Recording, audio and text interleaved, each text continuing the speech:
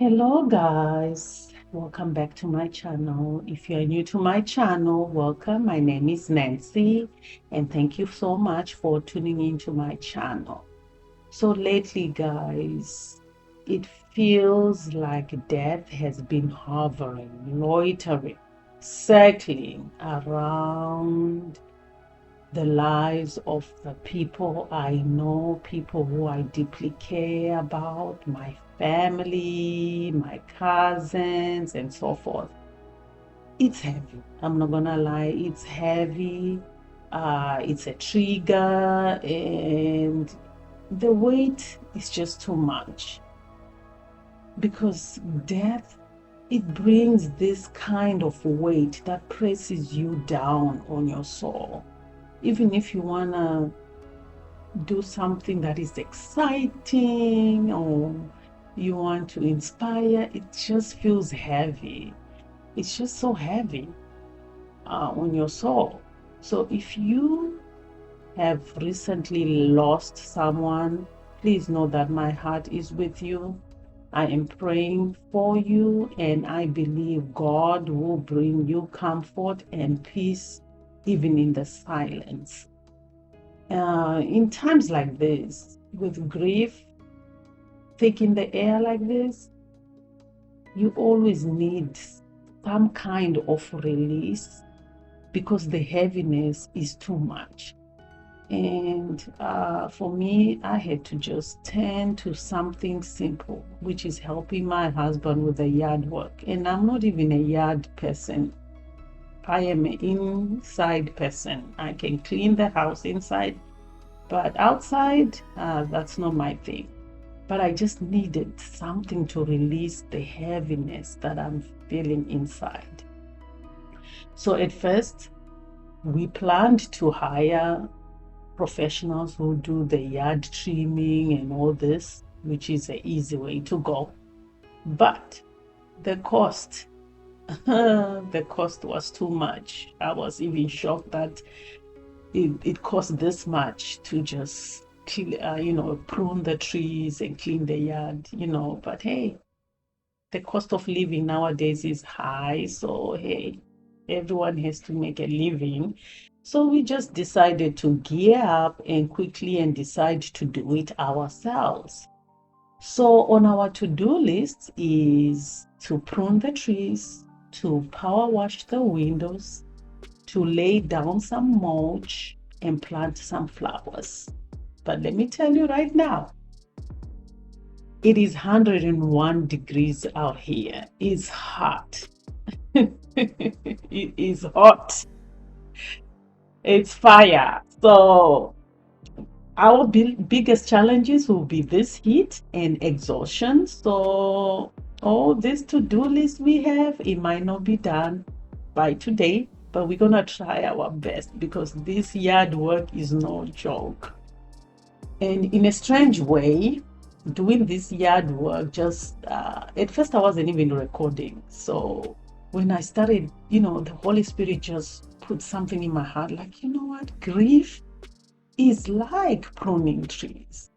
So I said, let me turn on my camera. That's why you are watching it in the middle of it. We were already sweating in the process. But to be serious, grief is just like pruning trees.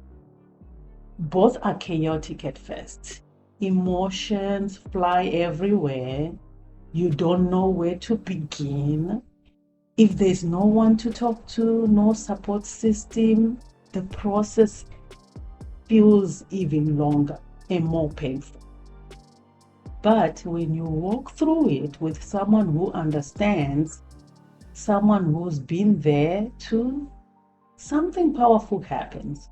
You lift each other up, especially in those down times, those down days. Though the tree looks naked after pruning, so does our soul in grief. It forces us to pause, to reflect, and dig deep. And sometimes we discover strength we didn't even know was there. So even when branches are cut off, the roots remain. And just like that, our loved ones, though physically gone, they leave behind a legacy that continues to nourish us.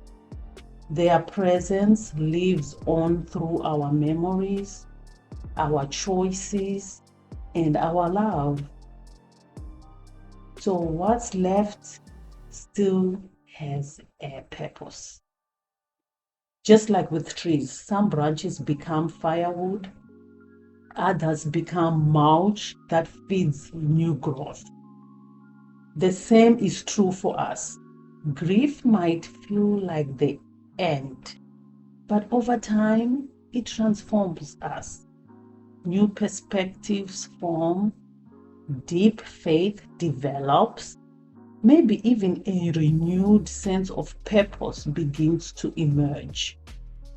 So pruning can look harsh at first, but in time, it leads to new strength and growth.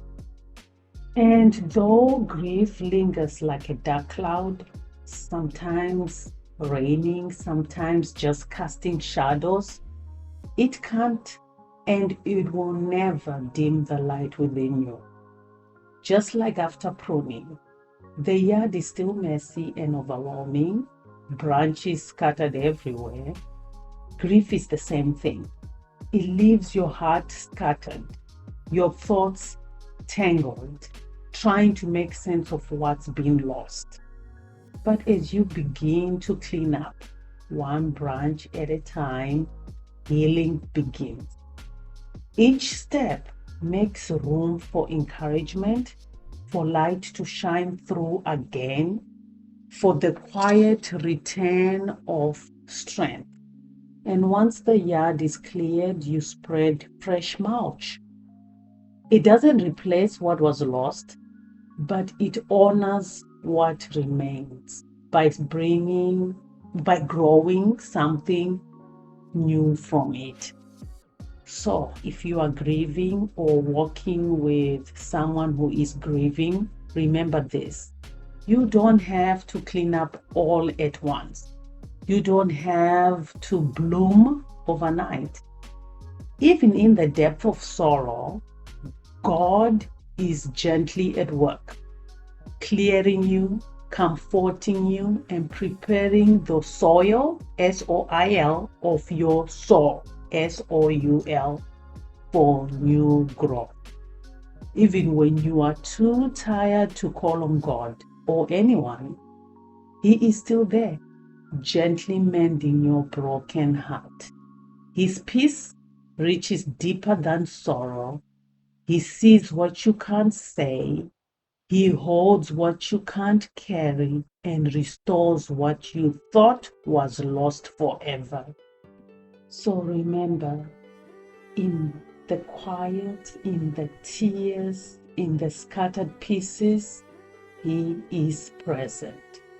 And even now when your heart is broken, He is leading you toward healing, one breath at a time.